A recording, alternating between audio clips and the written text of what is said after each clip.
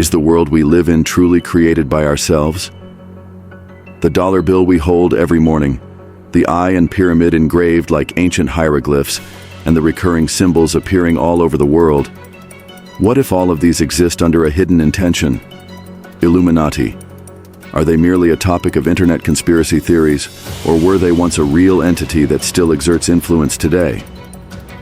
Today, amidst countless suspicions, we will follow their origin, purpose, philosophy, and the flow of their symbols, to see whether this organization was a reality beyond history, or if they have designed even our way of thinking today. The Illuminati were not merely figments of imagination. They were an officially existing historical organization. It all began on May 1st, 1776, in the electorate of Bavaria near modern-day Munich. Here, Adam Weishaupt, a law professor at the University of Ingolstadt, established a secret society initially called the Order of the Perfectibilists, which would later be known as the Illuminati, to realize the ideal of complete enlightenment. At that time, Europe was dominated by religious authority and royal power. Although Weishaupt received a Jesuit education, he felt troubled by how human thought was oppressed by faith and power within that system. He was deeply inspired by the philosophy of Enlightenment intellectuals, believing that true freedom begins with the liberation of human reason. His ideal represented a form of radical enlightenment even before the French Revolution. The core philosophy of the Illuminati was as follows: eliminate all religious superstition, criticize the absolutism of state power, support morality and law based on human reason, cultivate elites for a free and equal society. This organization was not merely an underground meeting. They expanded systematically through Freemason lodges, and within 4 years, had established about 13 regions with over 2,000 members. Among them were Saxon nobles, renowned jurists, and high-ranking military officers. Their meetings were conducted in strict secrecy, using codes, aliases, and ritual procedures among members. This secretive structure was enough to be perceived as a threat to the religious and royal systems of the time. The Illuminati were not merely a gathering. They were an experiment to fundamentally reconstruct the consciousness and order of society. However, their influence eventually drew the government's attention, and from that moment, surveillance and suppression began.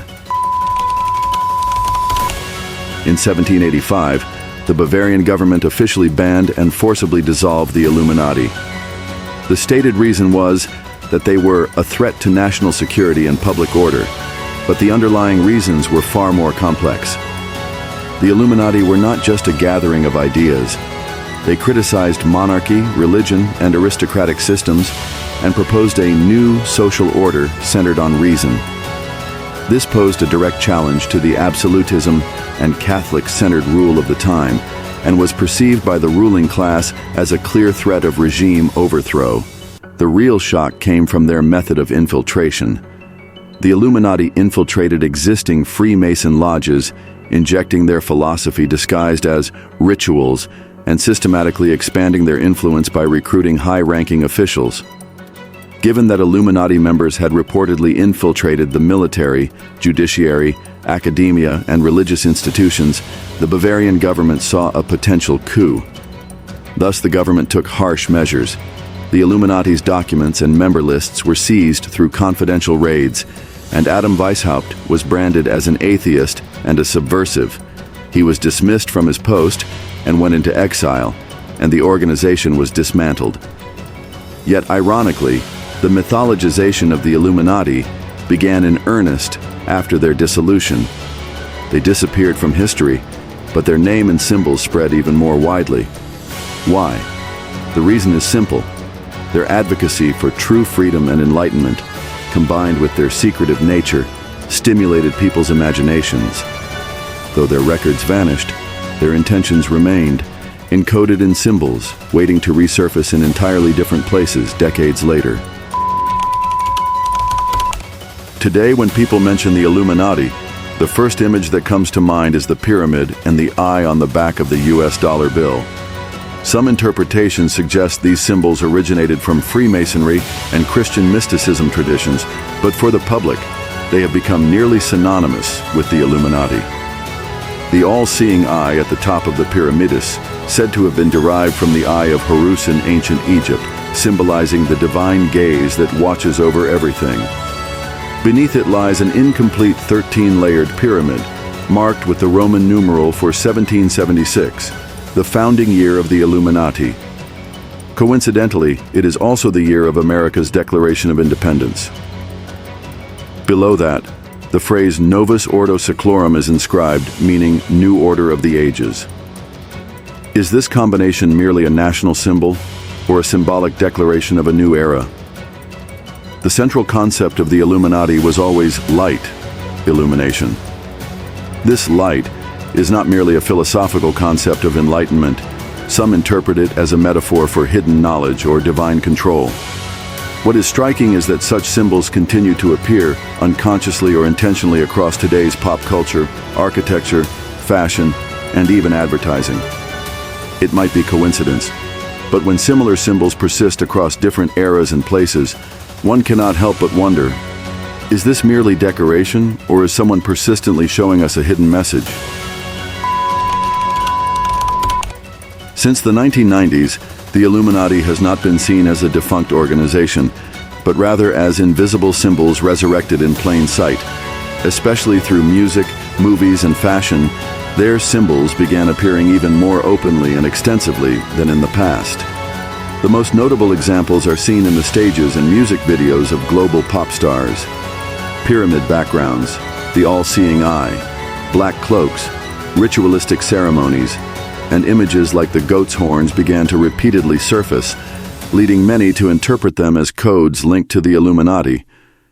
There were even claims that Michael Jackson, surrounding the symbols in his albums, allegedly said, "I am fighting against them," though such claims remain unsubstantiated. What we must focus on is not merely the appearance of these symbols, but why they appear so frequently and how they continue to propagate. Many artists may use such symbols simply as visual stimuli or as codes of rebellion. However, the fact that Illuminati-related symbols appear so specifically and repetitively has led some among the public to continue believing that there is an organized intention behind them. One fascinating fact is that these symbols tend to appear most strongly during periods of social unrest, war, and financial crises.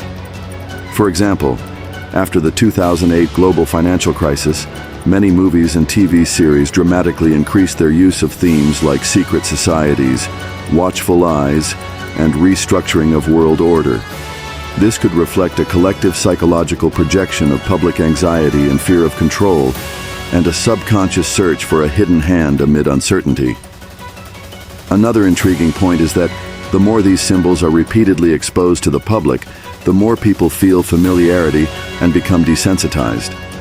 Psychologically, this phenomenon is related to what is called planned unconscious exposure. When specific images are repetitively shown, they begin to be accepted not consciously, but at the subconscious level. Thus, the real question is not just who is showing us these symbols, but why are we unconsciously continuing to accept them?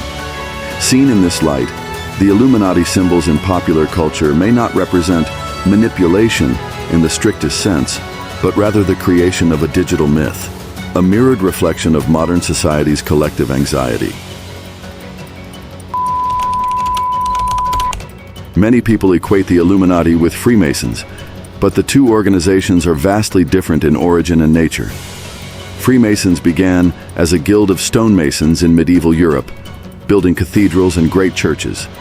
They transmitted knowledge based on advanced mathematics, geometry, and symbolism. Over centuries, this group evolved into a secret fraternity, eventually encompassing philosophy, morality, and metaphysical ideas, and by the 18th century included aristocrats, intellectuals, and even royalty across Europe. By contrast, the Illuminati, founded in Bavaria in 1776, was a short-lived organization whose purpose was the radical realization of secular Enlightenment ideals, specifically liberation from religious and political authority. The confusion between the two began when Adam Weishaupt infiltrated Freemason Lodge and attempted to implant his Illuminati philosophy into their structure. He utilized the Freemasons' traditional symbols and hierarchical system to covertly incorporate Illuminati members within their lodges, which triggered considerable backlash and division internally. Eventually, the Freemasons officially distanced themselves from the Illuminati, and by the 19th century, they formally declared, "We are not associated with the Illuminati." Nevertheless, in the public imagination, the boundary between the two remained blurred, and even today, conspiracy theories maintain the equation: Illuminati equals Freemasons. It is important to note that many figures from the founding period of the United States were Freemasons, but they were not Illuminati members. For example, George Washington and Benjamin Franklin were Freemasons, but there is no historical evidence linking them directly to the Illuminati. Similarly, the symbols on the US dollar bill resemble Masonic imagery, but were not officially created by the Illuminati. However, symbols are interpreted by those who view them, and over time, the icons themselves, regardless of origin, have repeatedly stirred the imagination of a hidden controller behind the scenes. Thus, the confusion we experience today may not stem from historical fact, but from the emotions and intentions silently conveyed by the symbols themselves. Is the Illuminati truly controlling the world, even now? This question is not merely a matter of curiosity or conspiracy thinking. When people bring up this topic, they often feel both the disbelief of "surely not" and the intriguing pull of "but what if" at the same time. To be clear, most historians and researchers who have traced the records conclude that the Illuminati as an active organization does not exist today. The organization, founded in 1776 and dissolved in 1785, disappeared, and no actual activities have been confirmed in the modern era. Yet the name still persists in popular discourse, because even without the Illuminati, the real world is indeed shaped by the concentration of power among a few. For instance, the 10 largest banks control global finance. The 5 largest tech companies dominate digital information. 6 global media groups own more than 80% of world media content. This structure is not a conspiracy. It is a verified reality based on official statistics. Thus, people naturally wonder, is it possible that a handful of people are organizing all information and subtly steering the direction of public thought? This is where the concept of the Illuminati reemerges, not as a real entity, but as a symbol of the uneasy sense that someone unseen is orchestrating things. The more unsettling part is that this sense can sometimes function as a self-fulfilling prophecy. When people believe we are being controlled, political apathy, public distrust, and abandonment of independent judgment arise. This, perhaps, is the real beginning of control, not because a secret group exists, but because believing in their existence alters our behavior. And if such conditioning continues through repeated exposure to symbols and information codes, then the question is no longer about whether they exist. The essential question becomes, can I still think for myself without being influenced by unseen forces?